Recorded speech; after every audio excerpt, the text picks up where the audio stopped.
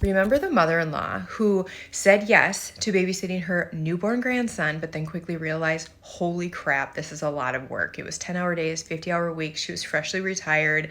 And when she went to let them know, hey, I can only do 3 days, the daughter-in-law threatened her. She said, if you can't do it full time, I'm going to take your grandson away from you entirely.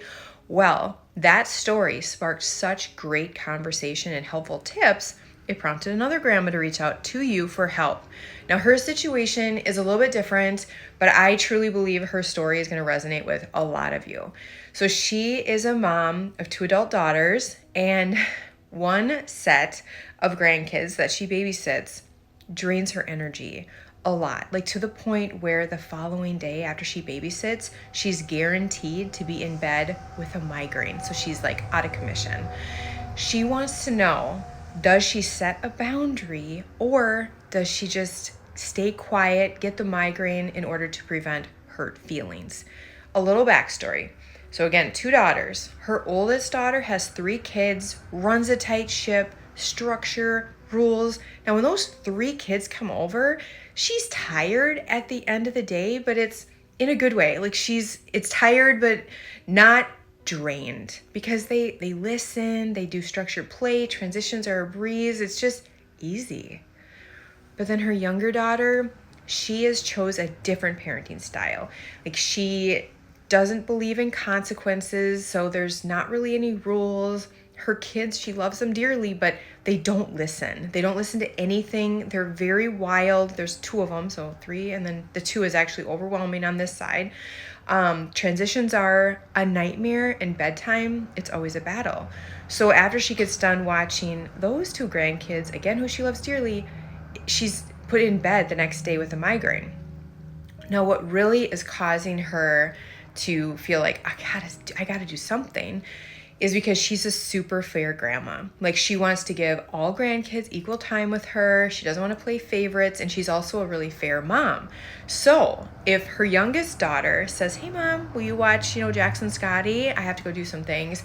She literally has to say, wait a minute, do I have anything to do the following day? Because she has to check, okay, or she has to plan ahead, like I'm going to be out of commission with a migraine, so can I afford to watch them? Which is crazy.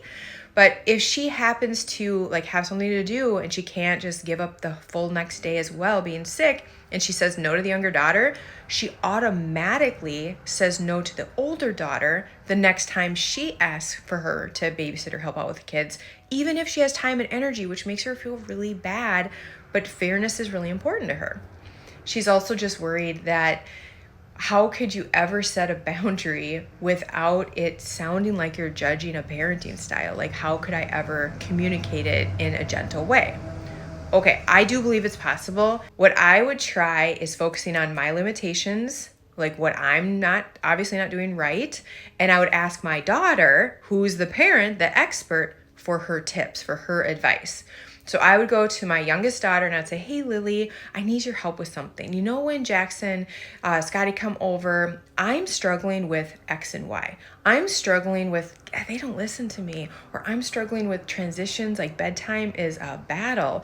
Could you tell me how you run your household? Give me some tips. I really need your help because I'm starting to get my migraines again because I'm not doing it right. So I need you. I need your help. So what you're doing is you're not saying your kids are out of control and they're making me sick. You're saying, I don't think I'm doing this right. You as the expert, help me. Now, that conversation, what I really hope comes from that is it just kind of shifts the perspective a little bit, or maybe even opens your younger daughter's eyes yes, our children's behavior will eventually start to impact people. I mean, maybe she hasn't thought of it yet because, when our kids are young, we're just tunnel vision, we're just survival mode, trying to get through the day or maybe the minute. So she might not have considered that yet. So hopefully that's what that sparks.